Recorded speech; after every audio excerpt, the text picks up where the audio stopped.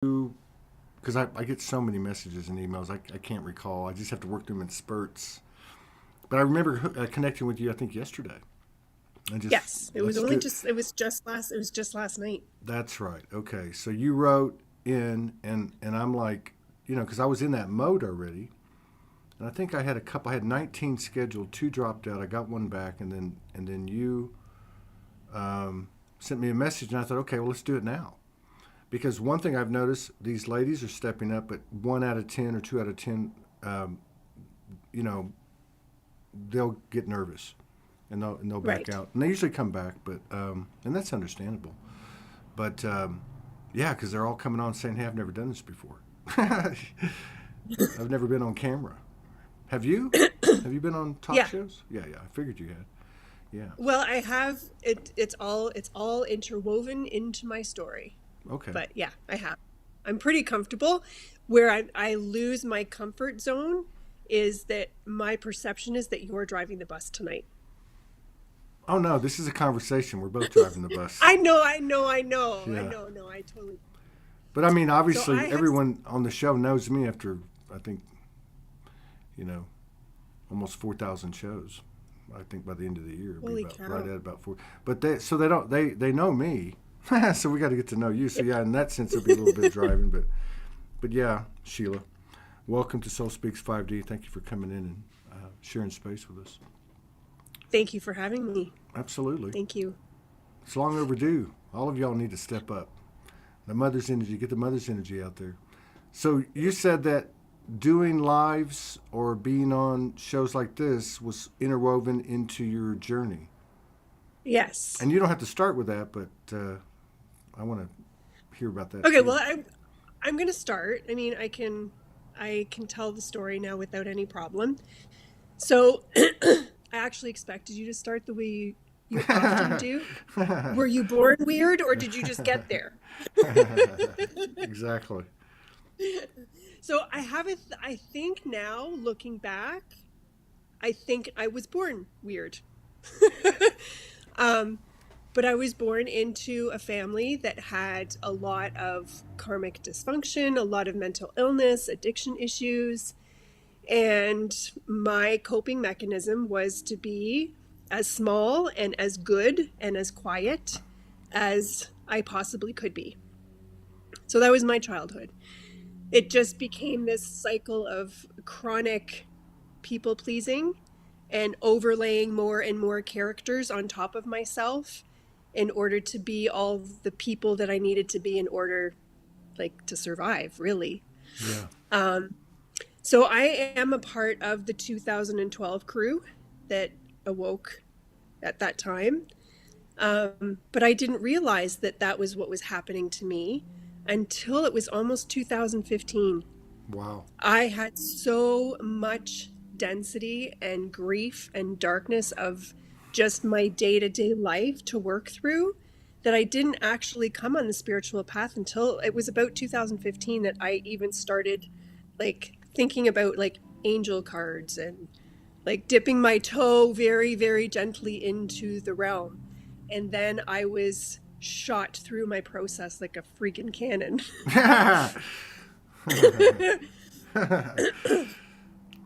Well, your story, I think, is not unique to women, but I think a big part of it is found in their journeys. Like the whole, a lot of them, they had that sensitivity, and then obviously, as my friend said earlier on an earlier show, the woman's body itself took so much, you know, went through so much, and then as a kid, you hear a lot of them will say they try to be good and they try to be small and put these different layers over them. So that's Yeah. Yeah. And that was something I was thinking about it today as I'm like going through the Rolodex in my head, talking to Todd, talking to Todd. What do I say? What do I say? And I was thinking about that today, that even through my like awakening and then ascension and embodiment path, my ego was so determined that being small was the only way that we could do this life, that I kept going back to sleep. Right. I mean, I know that you can't, I know that doesn't actually, I know that that's not actually how the energies work, but through my lens of perception, every time I would hit a dark patch, and there were lots of them and they were really long, I would feel like I had lost, like I drank the wrong batch of Kool-Aid. Like, Sheila, you have allowed, not only is your life a mess and you've ruined everything, you have also drank the wrong batch of Kool-Aid. It was a very, very common, like, ego battering story that I would get from myself to myself. Right. Yeah, that's that's the stuff that made us.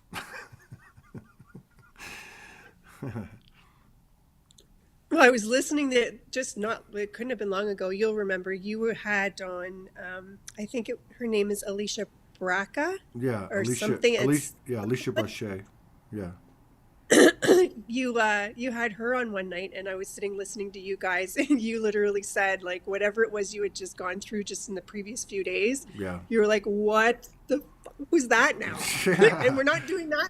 Let's not do that one again. And I was literally crying in like compassion that I had just gone through a similar few days. Yeah. And I was laughing, like I was crying with you, going, oh my God, it feels so good to hear someone else say that. And at the same time, it's so weird that you come out the other side of something you think is going to kill you. Right. And you can literally laugh about it. Like, how weird. Yeah. Well, you're in better shape than I am. I'm not laughing about it. I can see the point, because I laugh about a lot of things, but that was a big one. That was, I guess, I don't even know where you start with this, but I know the end of August, people consistently said they got run through the ringer. And then I guess, toward the end of October, maybe? The period you're talking about. So October, mid-October. And then now, and then it was like we had a couple of weeks to integrate, which has not been the norm for a while. It's been like one day after the next. And then now it feels like I don't even know, like I was telling you, my friend and I were standing outside, and he's like, something is here. Something is coming. And the only thing I can really kind of get a beat on is that over these next few days, maybe through next weekend, that on a personal level, I'm going to be seeing the real me. Like, the good, the bad, the ugly, whatever. Things I haven't seen. Like that part I feel like that's going to happen. But it's not just me. I think there's a lot of people that have gone through the very same kind of experiences energetically, in more numbers, and it's becoming more apparent. So, yeah. like you said, do you get apprehension? Does it make you apprehensive at all? Like you say that you feel like you're about to go through like some kind of next layer of revelation. Does that like evoke anything within you? Well, I think that if I hadn't have gone through, or we hadn't have gone through what we've gone through, and even most recently, like in October, I probably would be not in very good shape. Not that I am, but I just know that it has to be done. And I purposely loaded the schedule with 19 shows this week. And I didn't do it on purpose, but they're all women. The women of the last 2 or 3 weeks are coming in with really the same energy. It's a very profound energy. It's very humble and powerful, and kind of like baby steps in a delicate power way. Just kind of like my friend said on the earlier show today. She described it, I'll just say it metaphorically. Her words were, when she feels safe, which has been a lot of the dialogue, over the years, as she stepped into her power, that force, that feminine in all of us, but we see in these women. At some point, she'll let go. And that's when nothing on the earth can contend with the power of basically her getting to a point where she can just totally be herself. So to answer your question, I can see what's going on for the last few months, like in a way I never have, and I think a lot of people could relate to that. But I know that I'm not going to take my eye off the ball. I'm just going to try to stay as busy as I can, not not ignoring, but just to be creative as opposed to being on my back, you know. But yeah, so is apprehension the word? Or is it, it's kind of like going to get a shot from the doctor. Yeah. You know it's going to hurt. And I don't want to Yeah. put anything into the field for myself or anyone else, but I know it's good. That I know. And whatever happens from the telescope that we put on our face, that the universe is putting on our face, I know that nothing but good can come from it. That's how I feel. And I am. That's that wisdom and self-love and self-compassion, like those are the three things that get you through it every time. Yeah. Yeah, the compassion is the key. Because, Mm-hmm. like you were talking about your experience and that voice, you know, I mean, it's, and I've been doing exercises of immediate forgiveness, not judgment, you know, not going into judgment, self-judgment, which then, you know, happens with, you know, the mirrors around me slowly, I guess. But yeah, it's like compassion. Somebody came on about a month ago and said compassion is just no judgment. I thought, oh, that's it. That's what compassion is, and I have really tried to, you know, be that, I guess, with myself mostly, because I don't know about you, but I don't have time for a lot of other people in terms of like how are they feeling, da da da. Like this is and then of course also facilitating, you know, from a consciousness level, the care of the body, or even the communication of the body and what it's saying, and because it, you know, the rest and the eating or the not eating, and you know, just the different things, the aches and the pains, they all seem to mean something now. Yeah. Yeah, for sure. For sure.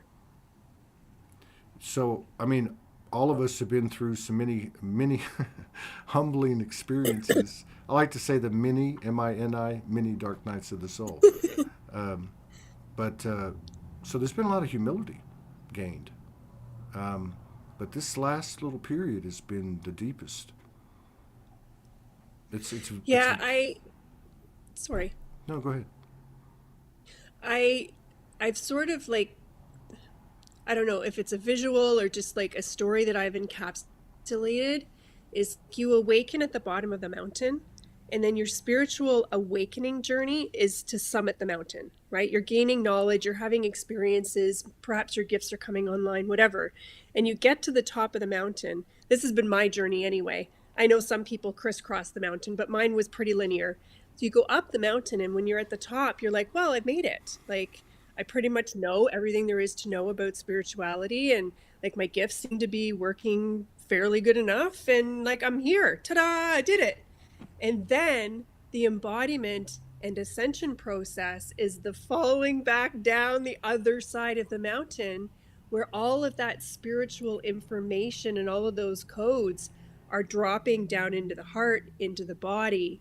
And that is what creates so much humility. Wow. Because now you're being asked to not just know the stuff, you're being asked to embody the stuff, bring it into the wisdom of your own heart, and live it every day. And those are all the times that bring you to your knees, so that you can not only face yourself and your like spiritual ego or whatever you created, but to also embody it, that you can hold it for others too. Yeah, I like that metaphor. Like it's like we were, let's just say, unawakened products of the matrix and the conditioning. Then we start to wake up, and we don't know it at the time. And I'm not saying this is what you're saying exactly, but it's the way I kind of feel it. It makes sense to me. So what happens is we start to reconstruct ourselves, but the devices that we're using, even modalities and processes, even though they've been channeled to us, they're actually constructs with dualistic, egoic aspects to it. So you're saying we get to the top of the mountain and all the little tools that we had and everything that applies no longer applies because we've got to deconstruct that piece of us that we put in there that, helped us get out of it basically, but it's still egoic, dualistic, and yeah, that feels Yeah. right And to me. then Yeah. the rolling back down the mountain is where you come into that surrendered state of, I don't know how many more turns there's going to be. I don't know where the bottom is. I don't know how many more times I'm going to get bumped or banged or bruised, right? All in metaphor. And I don't know what I don't know anymore.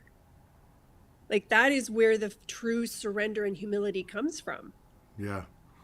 God, that reminds me of that quote by Atticus. Because I'm thinking of, the top of the mountain, and you said roll down. I'm thinking, man, I hope it's not.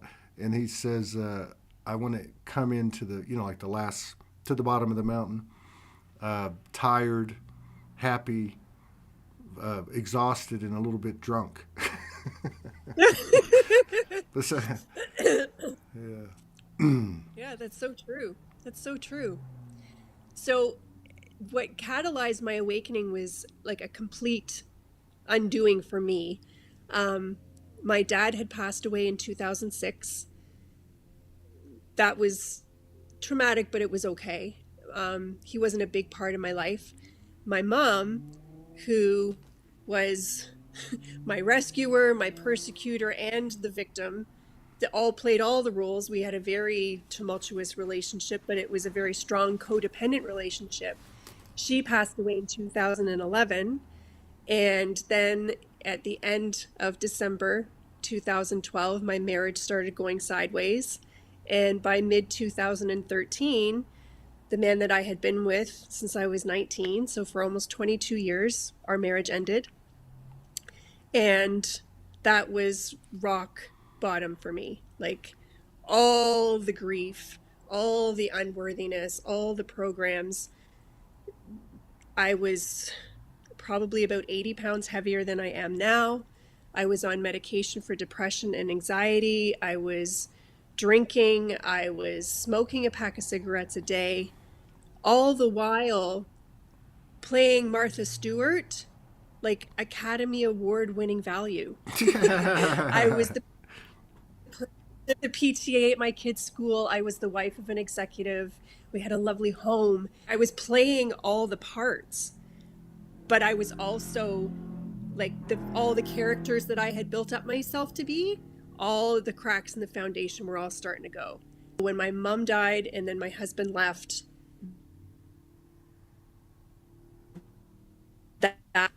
and I was suicidal for a little while. I really needed a lot of support just in my getting through the day to day. And then, it was all synchronistic. I met the right people. I had the right conversations. The right strangers came in. When I slowly got off all the medication, I lost the weight. I started to gain clarity. And that took until almost 2015 before I woke up and started to do my spiritual part of my path. But the interesting thing is that as soon as I had come more clean and clear than I ever had in my whole life, I went into service immediately. So I had been, prior to children, a certified financial planner working in banking, which is really interesting because a lot of us have financial backgrounds. There's like, when you pay attention, when you see people being interviewed and spiritual people talking, a lot of us went into banking early on. But anyway, that was what I was doing prior to my children. And then I was home as a stay-at-home mom for a number of years. And so when I came out of my marriage, I was like, well, now I have to figure out what I'm going to do with my life. So I went back into finances. And, again, it's all based on survival and programming and like, what can I do next to survive next? And I went back into it and none of it worked. None of it felt good. None of it brought out of me a version of me that I liked. I was calling my kids from the car all the time. Start dinner. I got to come in. I got to pick you up. But then I have to go see a client. Things were falling through the gaps. I felt at that point that I had just worked too hard to stay alive and to clean myself up, to still be living this like rat race, lack-filled life. And this was still prior to my like official embarking on the spiritual road. So I had another mini breakdown, and I was just like, well, like literally, I hope that this doesn't trigger anyone, but literally I was like, well, I've already wanted to be dead once before, so how bad can it get? I am not going to do financial planning anymore. I'm giving up my licenses and I'm letting it all go. And then I had to really sit with myself, and I'm like, Sheila, in your heart, what do you want? What do you want? And the answer at the time was that I had crawled back from what I believed in my perception of my life to be like the worst place anyone could ever be. But again, it was through my own lens.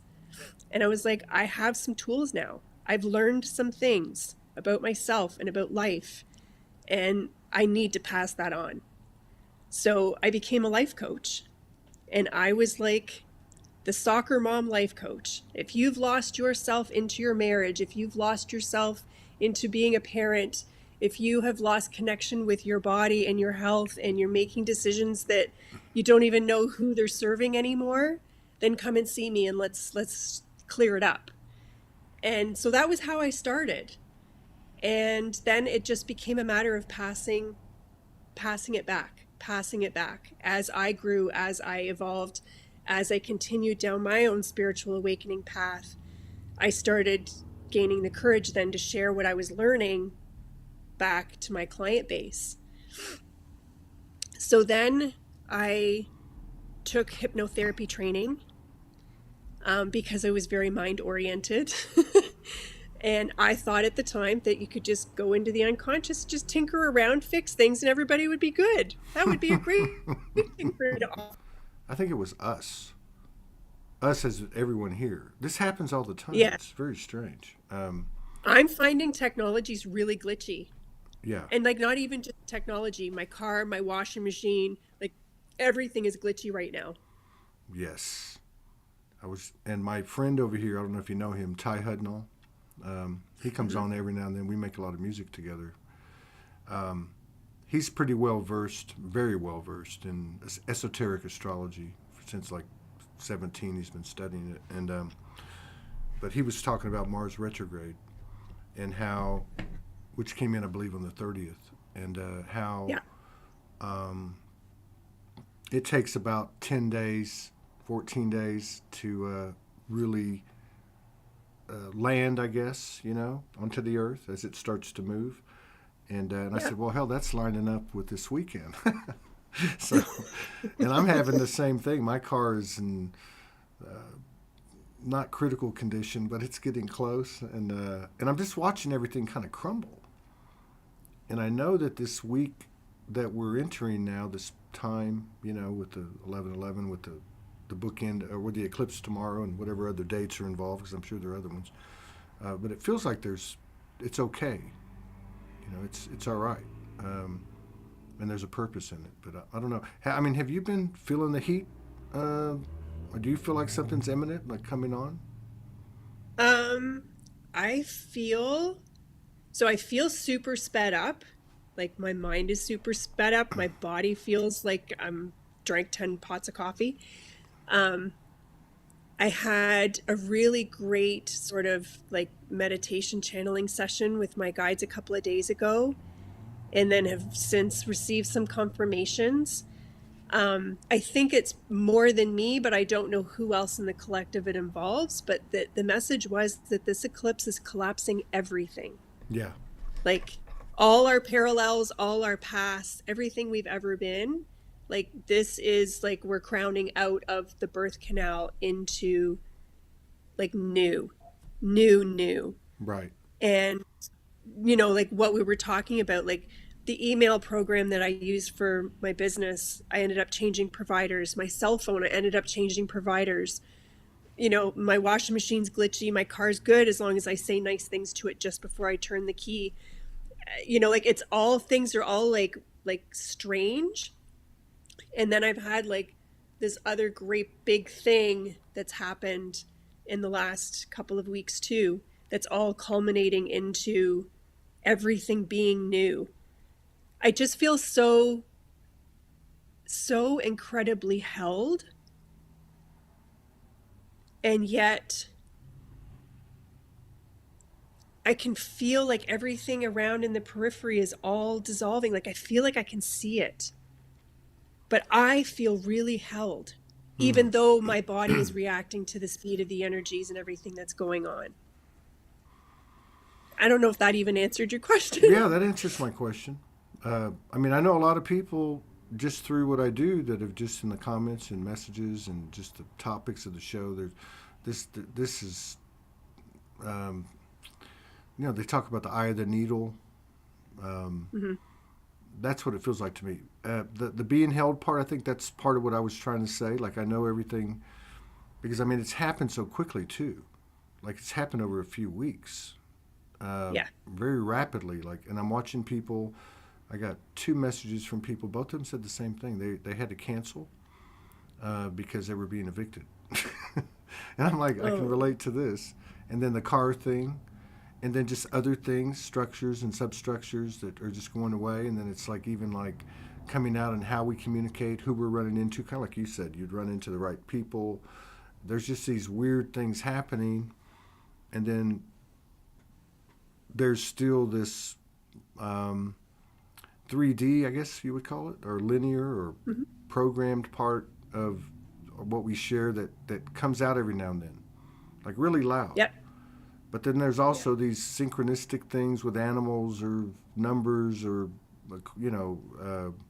interactions or whatever that you can feel and even know it's of a higher frequency field. I don't know. It's people talk about walking in both worlds at the same time. That's probably been true for a long time, but now it feels like maybe there's a leap occurring. I don't know. Yeah, it does. It feels like a big jump is happening. Yeah. Ooh, yeah, it does. So do you, like, what kind of, everyone's different, everybody's different. I think we're all starting to realize that, hey, we don't all have the same clairs at the moment. Some people can specifically pull down certain things, but like, what kind of things did you come into as you really started to get into what you were doing, as far as a life coach too, as far as like higher sensitivities or skills, abilities, channelings, anything like that? So I took my hypnosis training, and I turned that was my introduction into meditation. Through the training, I understood better how the brain works and what the frequencies are of the various like alpha, delta, theta, gamma. So I used that information to start meditating, right? Everybody's journey gets them there. And then I started running meditation groups for all the soccer moms that were in my area, right? Like it just all kind of weaved and flowed, and through me teaching meditation, I became someone that meditated, and then my gifts started to open up. And each time I thought that was it. Like I'd be with a client in a coaching session, and their grandmother would show up wandering around at the door back and forth while we were in session. I'm like, your grandmother's here. Can we talk about it? They're like, yeah. So then I'm like, oh, I'm going to be a medium now. That's ta-da, I'm here. I'm going to be a medium. And then that would go away. And I'd be like, oh, what did I do wrong? Okay. And then, like I would start getting like channeled messages. I'm like, oh, I'm going to be a channel now. Oh, okay. And then that wouldn't really come into anything. So I don't know, but I think like I envisioned that I was ascending through the various frequencies of energy, and thinking every time I hit a benchmark that was going to be the thing. So my primary sort of clair is actually claircognizance, which is just knowing. Right. And yes, it shows up in like my day-to-day life where I just get a feeling that something's going to happen or that I need to do something or whatever, and it pans out. But where it translates in like the work that I do and like my YouTube videos and like my social media stuff is that it's just funny because like I will give an example, like I'll say, so Todd, like, you know, blah, blah, blah. And like, so say for example, like you used to play baseball when you were a kid and then this happened and then that happened. And then you would sit there and go, that's exactly what happened. That's not just a for example. You're actually saying what happened. And then they laugh and then I laugh. Like that's sort of the way it's been showing up. And then I can and do channel through, like, I'll sit down to journal and sort of call in my higher aspects and say, okay, like it's time to convene. And I can write down what they're telling me and have like a Q&A back and forth. But I don't like channel any specific Right. beings, and I don't do it for other people unless it's just coming through me and I'm not even really aware that that's what's happening. Yeah, that makes sense. And I think a lot of you channel in that form. You know, I think a lot of women do exactly what you're talking about. Have the Yeah. Q&As and and then I think the other thing too is like what you're describing as a practitioner, because that's really what you are. First, we'll go back to the soccer moms in a minute, but like each experience, as you were saying, weaving or going through all the different frequencies, you know, timing's everything, right? I mean, you have a client and what they need shows up, and what ability you need in order for that to make that happen shows up. So, you know, that speaks to a lot, I think, too, with people that do the kind of work that you do. The last, I noticed it starting in the latter part of 2019, that whole kind of teacher yogi guru thing was kind of like going through a change, like the rest of us. And Yeah. and I remember a lot of practitioners telling me, I don't do things the way I used to. Now it's more of like it's a custom kind of thing. Whatever comes through the session is unique in itself. I mean, it's not like stuck to one particular method. But yeah, I want to go back to the soccer mom thing. I've never heard this in all the shows we've done, because so many people, I would say 95, 98%, I don't know, most of the interactions and the connections they have are not in physical proximity, right? I Right. mean, and so occasionally you'll hear about people, and I have interviewed some people, like one girl, she was working as a barista or a manager in like a Starbucks type thing, and she talked about how she was based, and she'd been there a while, and she was opening up about her abilities and what she does, and how that was kind of being assimilated naturally and organically into the business environment, which was very interesting because you don't hear that a lot. But so you actually were already kind of career oriented. You probably had, obviously with what you were doing, you had to network. You probably knew a lot of people, but now you're basically in the environment of what you call the soccer moms, and Yeah. you. It sounds like you had to some degree a captive audience. I did, and it was so I am not delusional in any way that every single part of that piece of my journey was for me. I absolutely did no harm and served others as they needed to be served, but the whole meditation circles and the coaching practice and the clients that were brought to me, very quickly, hindsight, the gap between when it happened and the hindsight came in started to merge. And Right. I started to see the parallel in that my clients were coming to me with situations that I still had unresolved within me. Wow. So the meditation group was, at one point, I called it Wellness Wednesday, and I would pick a topic every week, whether it was angels or twin flames or crystals or sacred geometry. Like I would pick a topic, and I'd teach the topic, and then we would do a guided meditation, and then we would pull cards, and it would, like we would have some little mom time. And at one point, every Wednesday, I had a daytime group with 14 or 15 women and an evening group with another 14 or 15 women. And I ran it like that for almost 2 years. And those people then became Some of them, a small fraction, but some of them then became one-on-one clients Right. because they had an opportunity to meet me and understand me and feel comfortable with me. So as a business model, it was amazing until 2019 when I was told to let it all go. That's what I'm talking about. I saw that happen in 2000, late 2019, like I want to say like October, Yep. like this time of year. Yep. But Yep. still, even if there was no personal one-on-one client practitioner relationship, the fact that you introduced what is it, Wellness Wednesday and the other, Yeah. I mean, and that you had 30 people, 25, 30 people active with you. That's pretty powerful. And I would imagine were they all women? Yes. Yeah. Yes. So that's powerful. I mean, that can't be underestimated.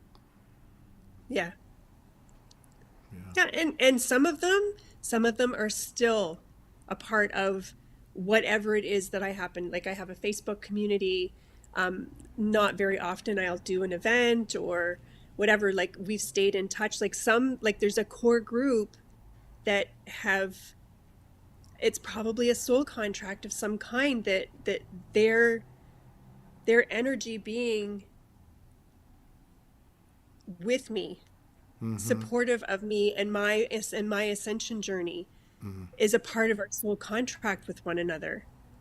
Not everybody stayed, but that's okay. Like there's still lives that I touch. Don't underestimate the planting of a seed. But anyway, by the end of 2019, it all was going sideways. And I started having like thoughts of I wasn't sure I really wanted to be doing this anymore, or like I might be sitting with a client and find my mind wandering going, why are we still talking about this? And then I was like, okay, Sheila, no, you got to take a break. You can't be in session with clients and having those kind of thoughts. Like clean yourself up. So I like put my business on pause for a little while, and I kind of asked around, and other people that I trusted were like, yeah, the message I'm getting for you is that like you're on pause. Like you're on pause. And that pause,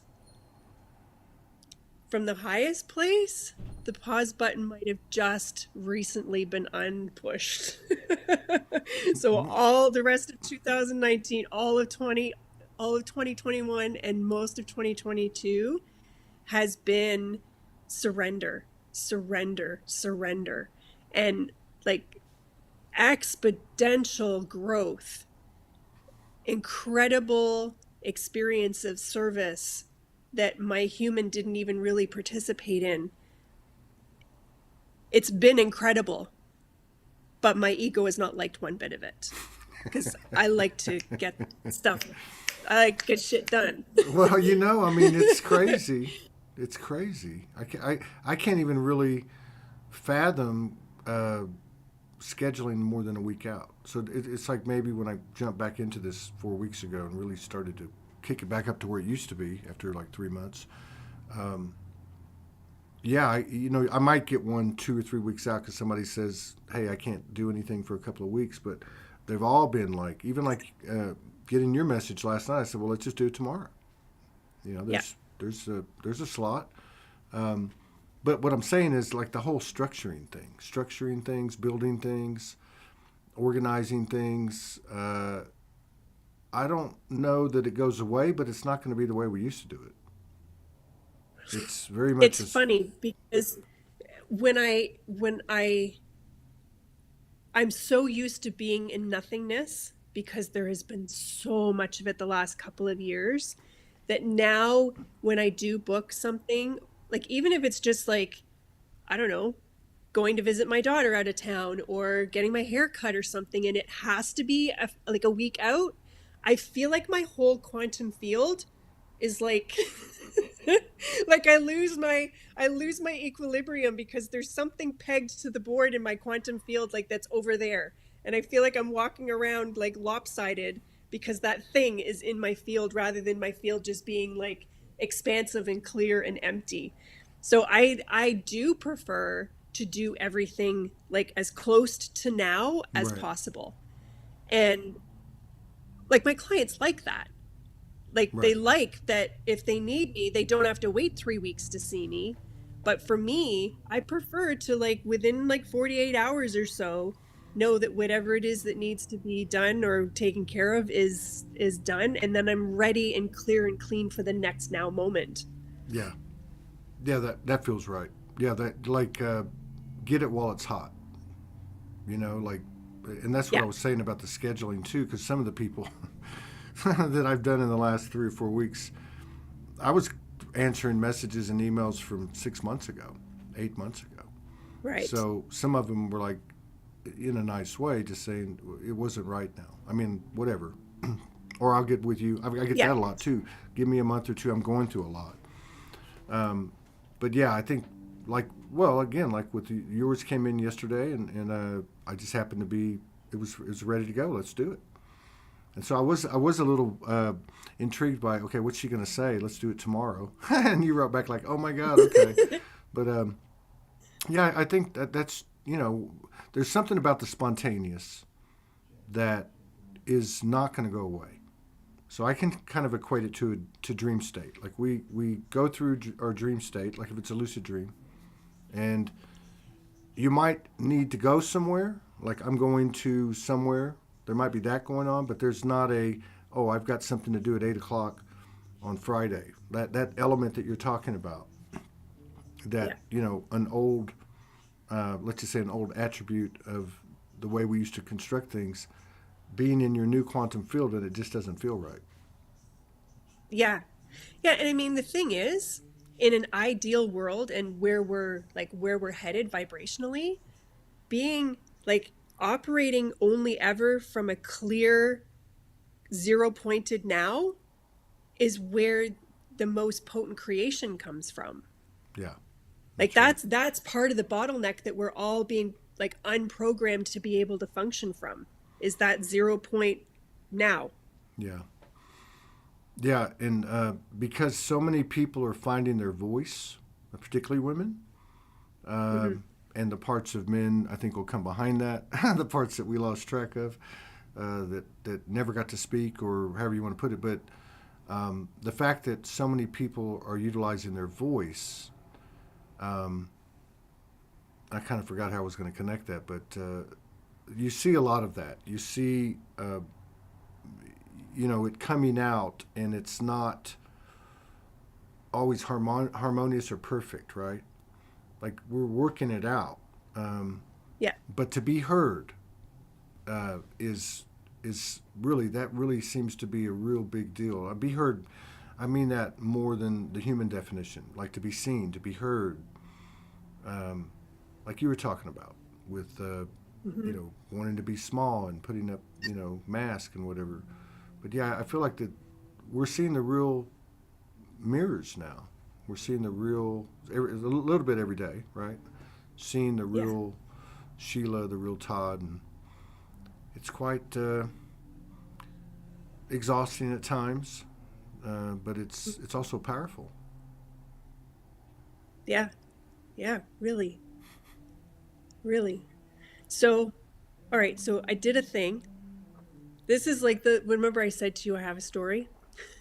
Yes. So, whatever, almost 3 years of surrendered state. Yes, I am spiritually mature enough to know what came of it, which is awesome.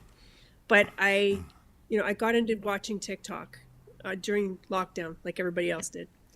And, it's a recipe, it's a dance, it's a new tincture you can try or skin cream or whatever, right? So scrolly, scrolly, scroll. So on October the 13th of this year, like 3.5 weeks ago, You mean I just, during the last Hell Week? yeah, I decided that I was going to start putting some content on TikTok and just see what happens. Mm. So I did a couple of videos and they got like 200 to 400 views. And I was like, you know what?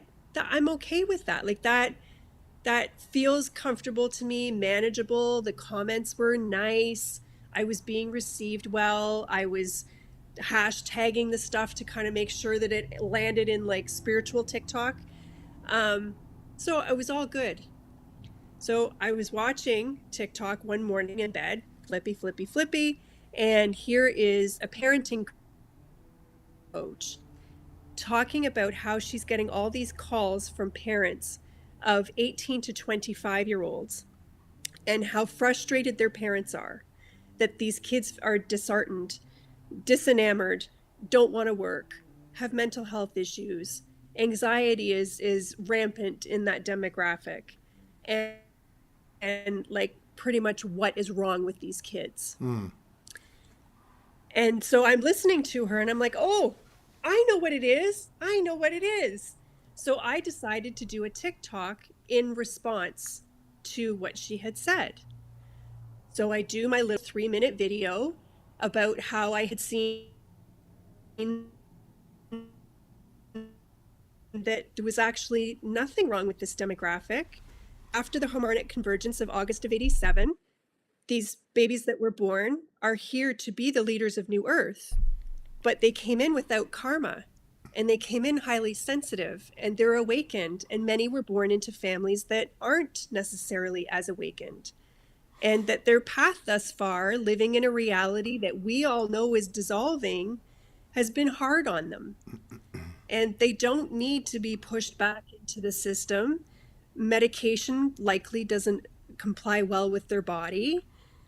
They don't need to be told that they're broken or worthless or whatever. They need love and support from the spiritual elders, some of us that are awake and aware, to step in sort of on their parents' behalf right now and support them until the energies and their awakening process or reawakening comes back online.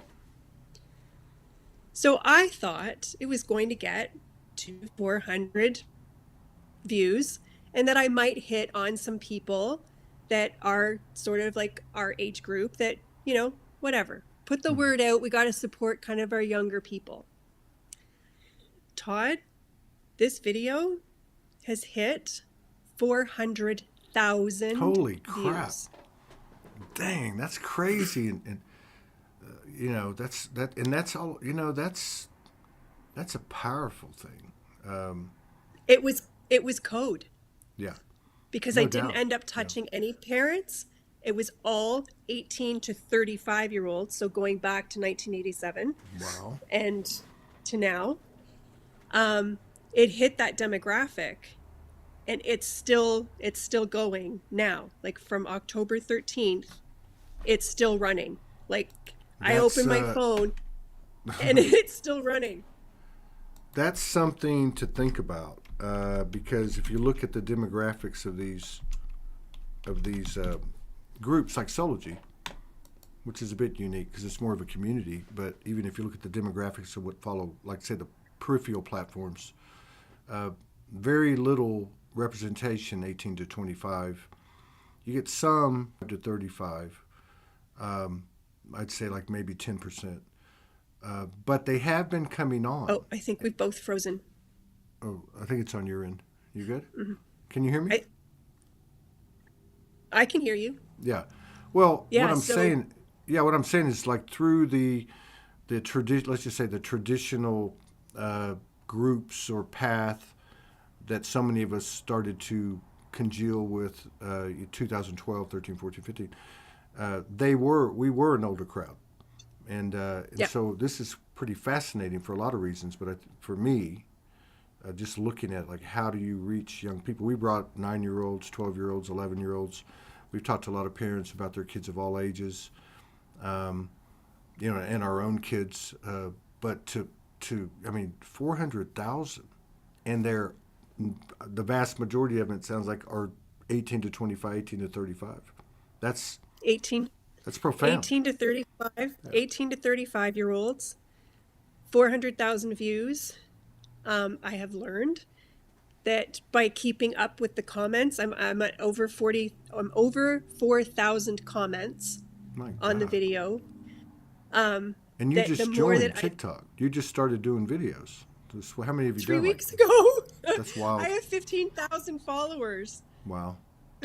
That's wild. So by keeping up with the comments, it's keeping the video going out. Now, I will be honest with you.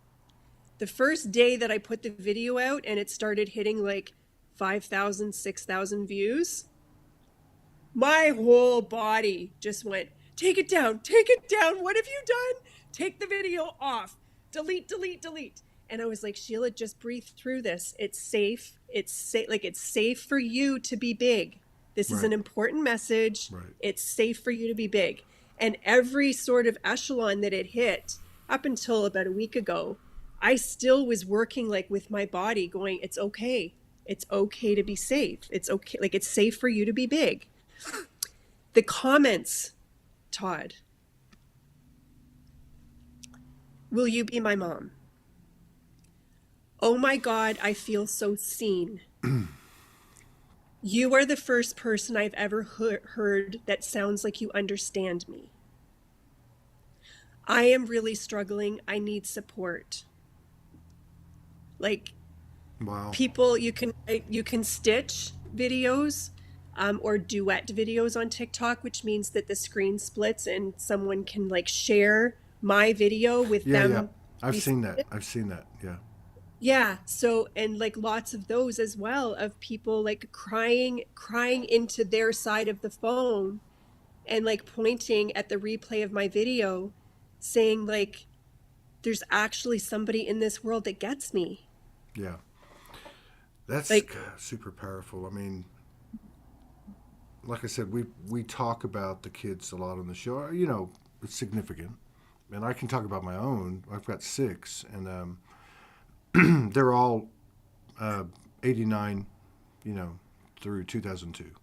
And one of the so things they've probably seen my TikTok. probably 1 or 2 I have. But one of the things I noticed about the 2 younger ones, because I was on the streets a couple of years and I got them back, and we spent almost 3 years together. So it would have been their formidable years. It would have been like they're a year apart. So it would have been like, you know, like 12, 13, 14, 15. You know, when a young girl becomes a woman, basically. I'm doing the early ascension with that going on. But what I noticed about them, these 2 younger ones, and they're both girls,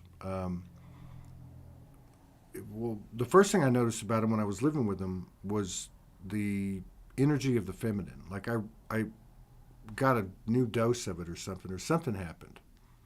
And kind of learned to, which is kind of hard to do with teenage girls, let them do what they want.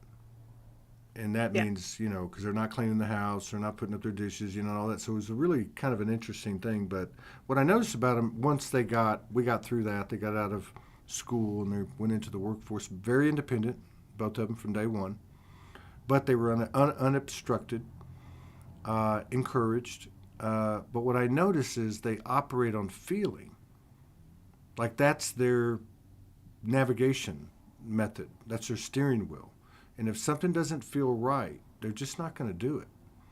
And I remember the second to the youngest one coming to the house after her first day in high school and basically gave me a read on the whole thing. And at this time, she wasn't like tuning into Soulogy or anything. And she said, Dad, this whole thing is just like a setup. Like we're like, you know, cattle being put into different, you know, and and just basically spit out this, you know, this soliloquy of the way things are. But yeah, I think that's what it is. And so, and the whole thing about something's wrong with you, you know, like what that video that you countered was talking about. And I've seen that out there. Like, you know, kind of like throwing shade on these kids of the generation you're speaking of because they're lazy or because they don't do what we did. They don't, you know, and I think that was a really good point, a rebuttal that you had because, well, the proof is there. Yeah. Especially from those comments. And I mean, clearly, I haven't always remained awake. Like, I completely understand where these parents are coming from. I've raised my 2 kids that are 20 and 22 on my own for the last 10 years during my awakening process. So I've only just gone from asleep to more and more conscious throughout my own parenting. So I completely understand both sides, all sides. But here's the thing.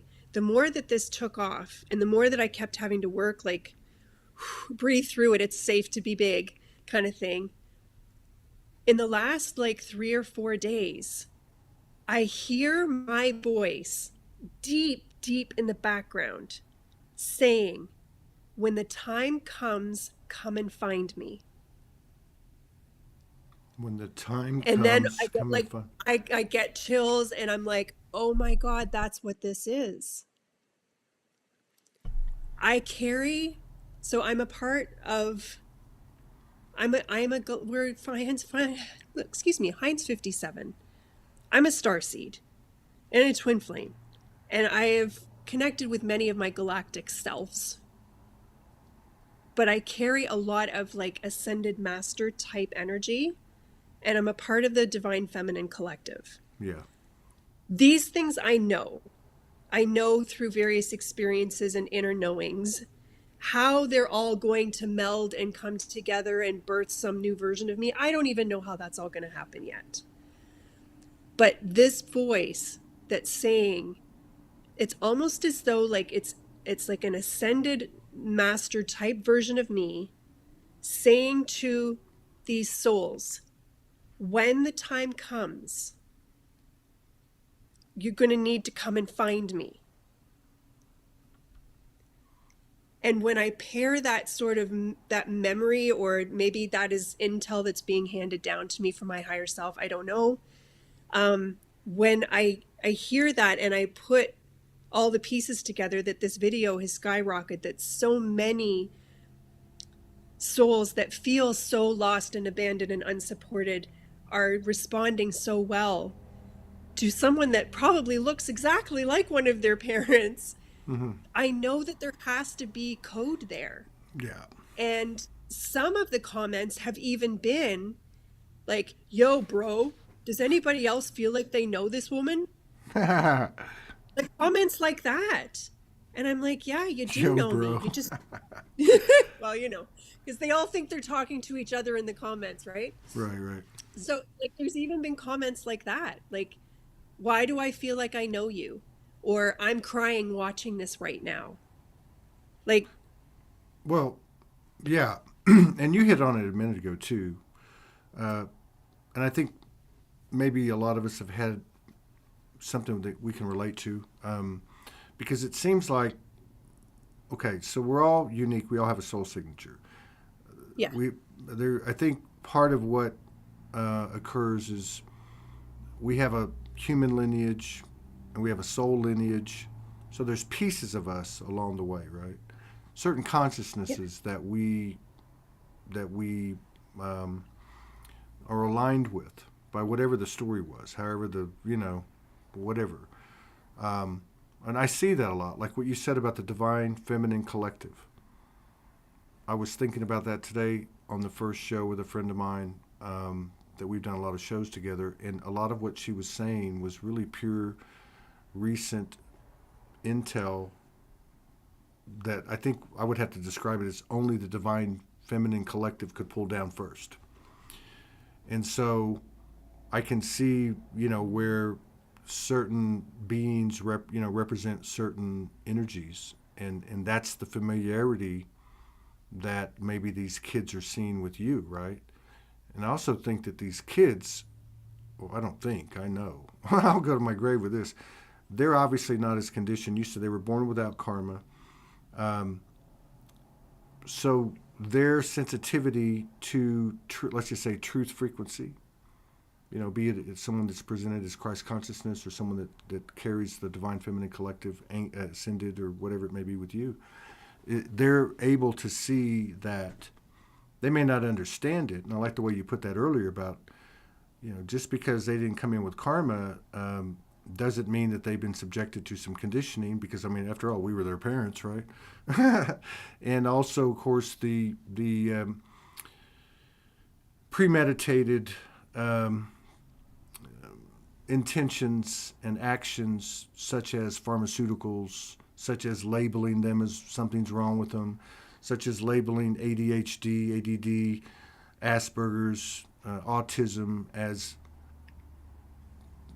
something that's not normal, when actually it's the new normal.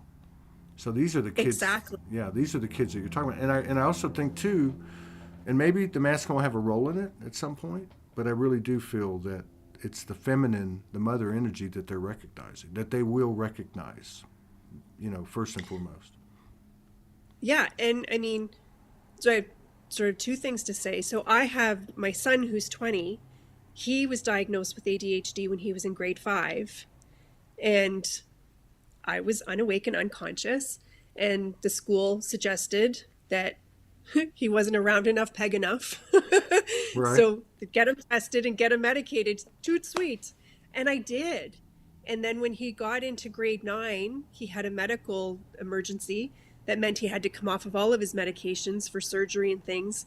And by then, he was advocating enough for himself to me, and I was awake enough to receive it. And we co-created this whole new way of parenting and being in a relationship throughout the rest of his teen years that meant that he never ever went back on his medication. Wow. And I mean, now the relationship that I have with him, with both of my children, is like, we're all in varying degrees of our own unique journey and soul signature, but we're all very conscious and aware in how we communicate with each other and how we respect each other. And it's more of a mentorship than a parent-child relationship.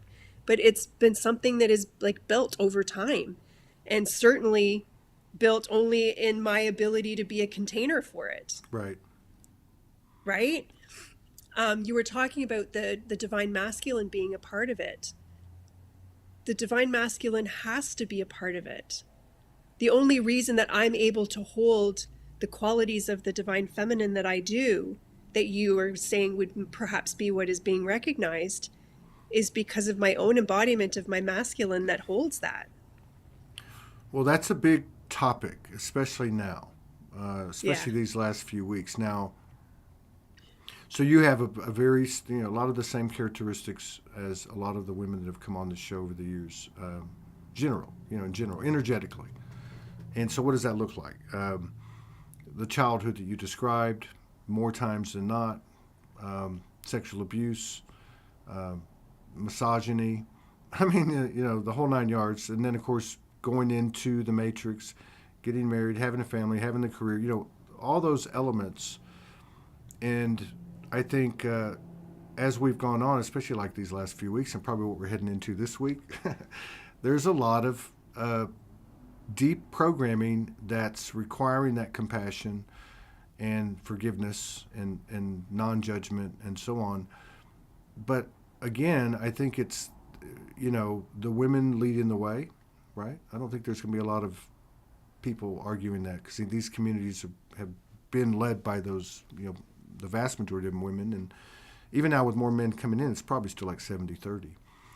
But how, so to me, the real code is, because it's becoming very human. Like, you don't get to the point where you're talking about unless you've gone through the human stuff. That means every ex-partner, that means the father, that means the brother, the bully, and the whole 9 yards. How did that affect you? Knowing that you're part of the Divine Feminine Collective, and then to extrapolate that into your moment-by-moment existence, in particular, in regard to the war of the sexes. I mean, because again, you have a lot of the characteristics. These women typically got married. The relationship ends. A lot of times it ends around 2012. I mean, you're like a textbook example. Was that a long process to make peace with the masculine from that intelligence from a higher level, but to actually have to embody it? I didn't have the embodiment of my own masculine. So that's actually a multi-layered question, but yeah, I'm going to take a shot at this. So I didn't personally have any significance either way, any kind of like real masculine presence in my life. My dad was very wounded and non-existent even when he was in the room, and then my parents split up. I have a brother that's younger than me who I sort of helped raise. He's 5.5 years younger than me, so I was a big part of sort of raising him. My husband was a kind, gentle man that just played out the programs. He was like the typical breadwinner, and he just, like there was no real ruffling of any kind of feathers, if so to speak. There was no story around what the masculine was or wasn't to me. So it was neither good nor bad. But I myself really had a lot of energies within me of the wounded. So I would be the wounded feminine, the doormat, back and forth between the two, until like my healing journey, like my spiritual healing journey came in, where I started to, heal the wounded feminine, heal the wounded masculine, and make space for the divine feminine, the divine masculine to come in. Right. But it was only probably that was in 2019 as well, right, where I went through a real masculine push to embody my divine masculine within me. And it meant that I had a very angry phase. And I would I'd be like, why am I so freaking mad? And I worked out at the gym, and I added kickboxing to my gym routine at that time, because I had so much of this like angry masculine energy in my body all the time that I just had to find healthy ways to not project it. And then it all. Oh, I'm sorry. We've had a couple of it. Okay. Who or what were you kicking? Oh, I went to a gym where there was like things like punching bags and things. But I mean, like symbolically, were you? Because I mean, this is the real stuff. I mean, you're saying I did this, but it's not been easy, and and your way's a bit unique. I mean, well, I mean, I guess I can't really identify with it, but I've been around enough to know that there is this, there's different players, let's say, different templates, maybe even as we go back to the consciousness, and part of yours is divine collective feminine. That's a really strong pull from what I've seen in women.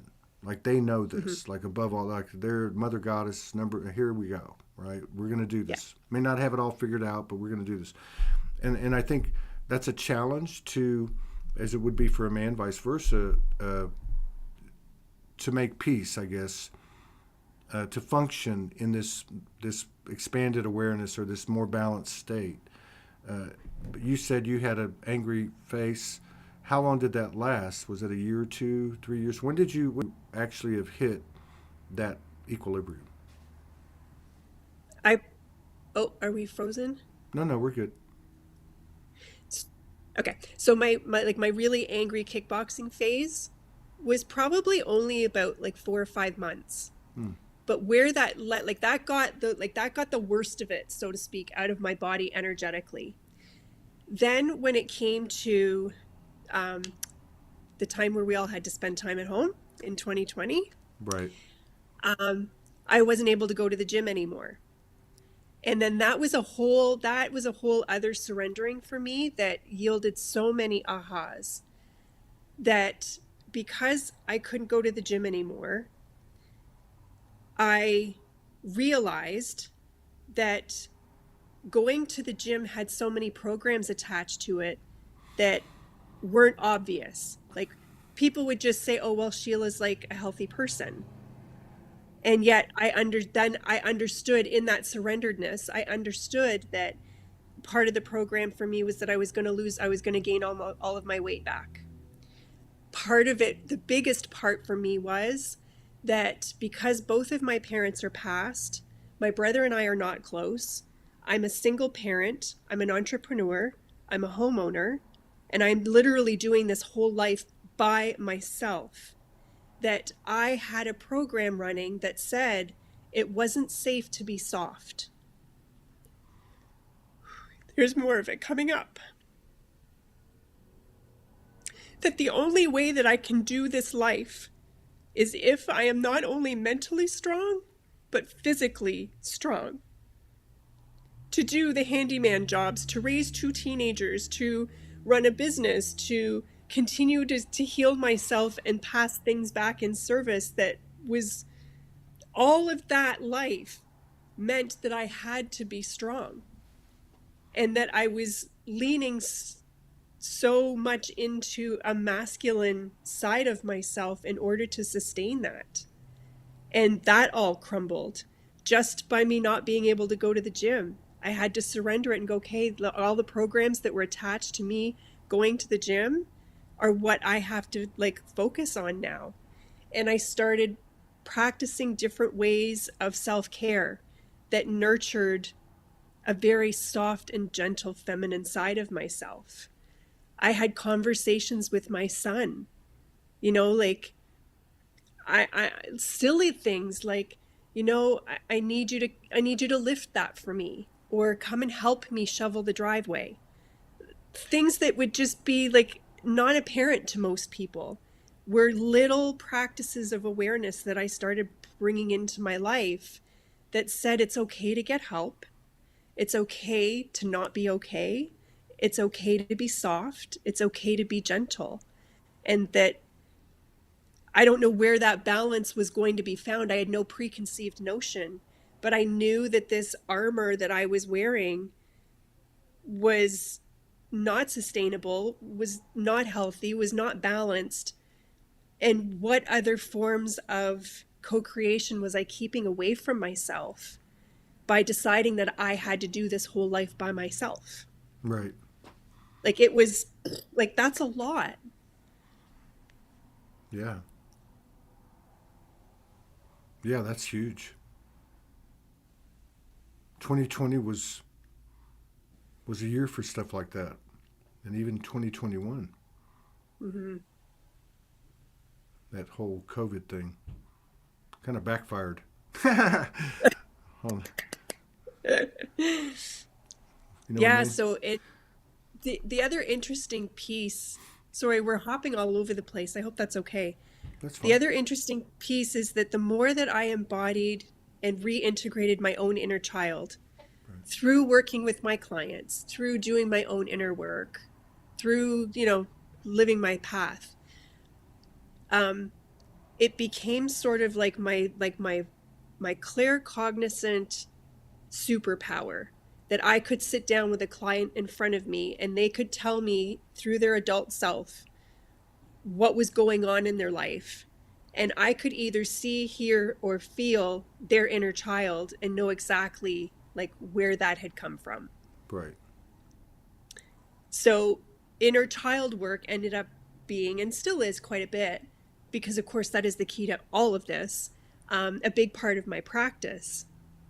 But in 2020, I was also had this incredible conscious situation that happened where I found out that I am some kind of a portal for passing children Mm-hmm. through into the light. Into the And light, now, so that it physically yeah, transition or not. it happened around the time that all of that underground stuff would have been getting cleared out. Right. And I was going, is it okay if you What? you tell me if we're going outside of bounds or something here? No, this is Soulogy. We don't have any boundaries. We don't. So I was out for a walk. I was out for a walk in my local forest, and I just started being aware that in my periphery, I was seeing the spirits of children hiding behind trees, squatting down behind bushes, giggling amongst themselves, but in a way that I was aware that these little souls were all like kind of hiding in the periphery. And I then morphed, like I clued into that energy, and then I morphed into being like 7 feet tall, and I had these like knee-high black boots on and this giant black cape. And you know, if you've had these types of experiences, there's half of you going, what the fuck's happening? While the other half of you is going, don't ask questions, just keep letting it, like, just let the movie keep playing in your head. Stay in the energy field of what's happening right now, figure it out later. So that's what I was doing. And immediately I was like, okay, children, come on, and like, come on, scurry, let's go, come on. And they were all scurrying out as I'm walking on this path. They were scurrying out from behind logs and trees and bushes and things. And they were coming in and like holding onto my legs, and they were inside the cape. And then as I kept walking, they just started getting absorbed into my body and going up through my body, out through my crown, and like just up into light. And then I said, like, to my guides, I'm like, did I like unknowingly open a portal or something? And the words were, dear one, you are the portal. Yes. And then even more recently, I've had the inner child aspects in energetic form of like people I know show up in my house. Like I'm sitting here in this chair watching TV in the evening, and peeking in and out through the door is a little boy. And I'm like, oh, hello, sweetheart. Who are you? And they'll come in, and my claircognizance will tell me whose child that is. And I'm like, how come you're here? What's going on? And I don't know what I'm doing.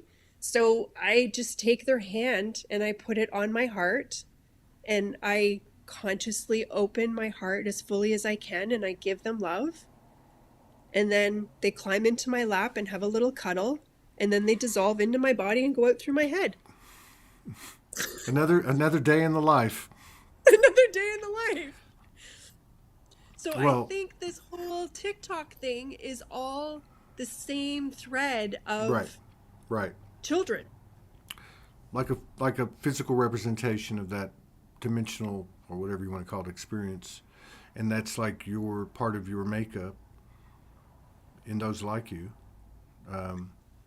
You know, you mentioned Alicia Brachet, and she came on last year about this time because we were doing a thing on hero's journey, and people tell their stories. And she actually came, she'd been on a few times, but she actually came on and told this amazing story that was just so moving. And it was all about her specificity, her purposes, which was involving birthing energetic children through facilitation with ET, Star Family. It really just powerful. Yeah. And it's the same mother energy that your specialty does, or that part of you, right? And I've said this before, but I just find it really important because I think it's, especially with what's happening with the feminine energy.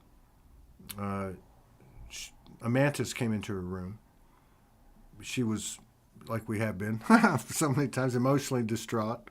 What the hell's going on? Am I losing my mind? Am I really, because she was told to go start a blog anonymously. Eventually that turned into go speak to women. And then other women started telling her the same experiences and such. But the mantis said to her, hey, everything's okay. We're here. We got you. And she said, what about my emotional well-being? And the mantis said, we didn't figure that. And that just touched me. Like, it just moved me. I was like, whoa. Like, that's the human as the hero. That's the part that we bring that we thought was small. Like the emotions have been unbridled and have been sustenance for, if you follow some narratives, the archons or reptilians or whoever was behind the fuckery, whatever. But now we're utilizing it to manifest. And and I think that, like, if you look at your own situation, and I know we have emotions, we just deal with them differently now. We sit with them, we don't deny them. But like in your own case, has your relationship with your emotions, been somehow related to the growth of your abilities or these experiences, like with these children? I think I'm a lot less emotional. The divide between feeling and being emotional there's a divide now, whereas it used to be so commingled you couldn't tell the difference. Right. So I'm able to, which I believe is sort of my divine masculine aspect, that is the container that can hold all of this, that I'm able to feel without it driving an emotion way more than I used to. Right. Right. It's like the feeling or the intuitiveness or the gut feeling was superseded by our lack of mastery with emotions. But the fact that because the women are emotional beings, and if they're turning the corner and alchemizing emotions, embracing emotions, and utilizing that, that means the rest of the field is going to follow. Yeah. Yeah. Yeah. It doesn't make, I think what it used to mean if a woman wasn't emotional was that maybe she was cold or she was a bitch or, you know, like that type of connotation went with a woman that wasn't fully in her emotions. Mm-hmm. Whereas now it's just, to me, it feels like it's such a powerful, compassionate, heart opened holding of space. Yeah. Like the TikTok. Like, just because I don't have a lot of emotion going on doesn't mean that my energy is not speaking volumes louder in all, you know, all the things like that feminine softness, gentleness, compassion. I think it's more about the vibrational frequency of what we feel now, Mm-hmm. and less about allowing the emotions to run the bus. But man, I've cried like at least a couple of times my weight in tears in this lifetime. What do In you the mean? last How about the 5 years. last few weeks? How about the last few weeks? Jesus. Hell, if I hadn't Yeah. cried the last few weeks, I'd probably have another 15 pounds on me or something. But, and so, you know, and I think we're just, It makes doing an all dayer a whole other. It's like I did an all dayer. I didn't cry and I didn't nap 3 times today. I did an all dayer. oh man, that's hard to do these days. Yeah. Yeah, there's just like such an air of vulnerability, you know, like almost like transparency, which I guess that's what it is, you know, or what the trajectory is. And then like this is the real meat of what does it feel like? Because we hear these things and we get these things and we share these things, but it's like coming down to like the bare bones. And you know, I saw some comments on the last show and some of the conversation from both shows from these women. And then I saw a couple of comments at the beginning. I don't know what you were saying at the time, but having to do with the dark feminine, having to do with the dark masculine, even like you know, because of your experience and what you've been telling us. Did you, in order to get to this level, did you have to visit the dark masculine, or let's say the distorted masculine, or the dark feminine, or the distorted female? When you, just making sure that I understand, when you say the dark feminine or the dark masculine, do you think that when I say the wounded feminine and the wounded masculine, we might be talking about the same thing? I think so. I think they're two sides of a coin, like where you would have ego and soul, you know? Like, so in other Yeah. words, if I can only speak as a man, like what I've Yeah. experienced recently, the distorted masculine had to be acknowledged, recognized, in order for the divine masculine properties to come into the fold, right? Yeah. But for me, the biggest part of it was the divine, when I'll say divine, the divine dark feminine, where the distorted, or would you say the wounded, I Mm-hmm. was able to see the wounded by seeing the divine. So then I guess I'm just trying to like summarize it, but like because of the, let's just say the merging that I had with the dark feminine, which I realize is inside of me, you know, Yeah. that really allowed me to gain more of my divine masculine properties to come on board, and probably just not as noticeable. I'm sure maybe I softened up, you know, and there was some feminine transformation happening too. But I was just wondering if, like, because I mean, a lot of the stories are the same. And obviously these are two different paths, two different brains, but like the women have been the ones. It's interesting because the women have been the vast majority of these circles, but they've been less represented, less proportionately, drastically less proportionally, like on shows like this or other platforms. Now I see them coming out and telling the same, energetically the same story you're telling us and the other women today in the past few weeks, but at a human level. Makes like that seems to register more with people. Like I see the comments people are saying they can relate to what you're talking about, these women. Mm-hmm. And I'm just wondering if you had to, I don't want to say fight through, but like you mentioned being angry in, what was it, 2020, when you were told to stop and like this masculine energy and this and that. 19, yeah. Yeah. Yeah. I mean, I guess what I'm asking or seeking is like that's part of the process, isn't it? Like to really face on a personal level and otherwise what we would call wounded feminine, wounded masculine, divine feminine, divine masculine. Yeah. It is such a confusing topic with all the layers of it, because I would think that I am a very feminine looking feminine, but I have a lot of masculine get shit done. I'm a doer. I have an entrepreneurial mind. I'm a leader, Capricorn, earth sign, very grounded. Let's not do frilly woohooey things. Like, let's cut to the chase here, which is sort of very masculine type energy. So it's how I have worked with myself to try and weave the still, even though I am where I am, which I don't even know where that is or how much further I have to go, like whatever, that it's a constant conscious awareness of how am I weaving the two together. Yeah. My mom was a single parent, and her method was, this is a dictatorship, not a democracy. You'll do as you're told. That's very masculine. Children are to be seen and not heard. Right. Like right. it was very ruled by a heavy hand.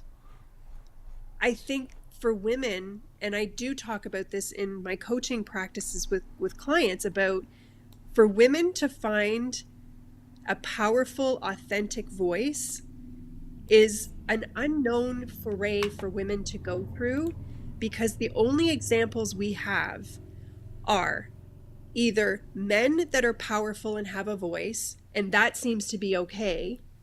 And if women are powerful and have a voice, they're a bitch. So how do women find a way to be powerful, authentically powerful, and to use their voice vulnerably and powerfully? It feels like it's completely unknown territory. Yeah. Yeah. Because we have nothing to learn from. Right. You're writing the new code.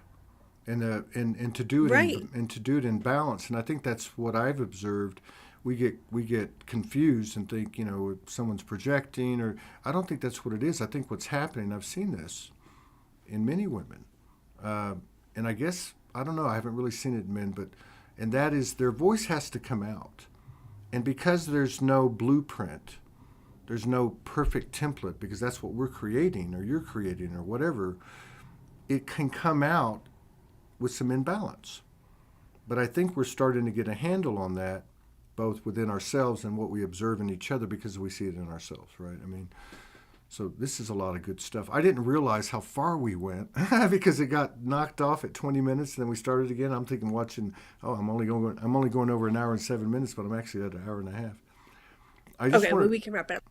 Well, I want to get together. I want to get together with you again. There's been a couple of women that came on. They've all been great, but I mean, I want to go to an hour and a half on these shows. I think they need more time than that. But I've got to get through the ones I've already scheduled. I'd like to get together again, soon, just maybe next month, late next month, and see where you're at with it, and again, so people can get to know you a little bit better, and the others that have been coming on. I also wanted to just tell everybody too that it's a very heart breaking open kind of energy, and every one of these shows I do are like a session for me, so I really appreciate it. I feel like I'm being exposed to real-time intel by the feminine, and I just want to thank everybody for the continued love and support and contributions that allow us to keep doing this. It's been pretty hairy lately for everybody, so if these shows resonate, we're trying to get back on board here, and it's I think you said something earlier about your own transformation, about how it's okay to ask, and I think that's something we've all had to deal with, especially with being overgivers, but yeah, it's been a real pleasure meeting you, and I've got another thing I got to do in 3 minutes. And oh geez, okay. No, it's okay, and I will reach out to you soon, and I just want to say thank you, and I think these 3 shows today have been absolutely magnificent. I'm looking forward to the next 16 this week, and wow. It's going to be a powerful week, and there's no mistake why there's 19 women, really 20, because one show has 2 tomorrow, that it all just ended up that way. I think it's reflective of what's going on in the collective, and we've noticed this over the years. The calendar just kind of tells you. The calendar is almost like a horoscope or a yeah. weather report. But yeah, real pleasure meeting you, and best to you and yours, your children, and what you're doing. And we'll get together soon again if you're open to it, and we'll Absolutely. talk more about your insight in the in the evolution of the wounded to the divine, both genders. Right? Yeah. Very cool. Yeah. All right. Thank you so much. Yeah. Peace You out. have been Yeah. a wonderful resource for myself and for so many people. Your work is invaluable, and I appreciate this opportunity to sort of actually talk to you in real life. Thank you. I bet you didn't think this was going to happen in 24 hours when you sent me the thing last night. Well, I'm glad it did. I'm glad it did. Yeah, me too. Yeah, me too. Okay. All right, everybody. I'll see y'all. We're going to make some music here in a bit. And thank you very much, everybody. And Love we'll you. see you. Love Bye-bye. you too. Thank you.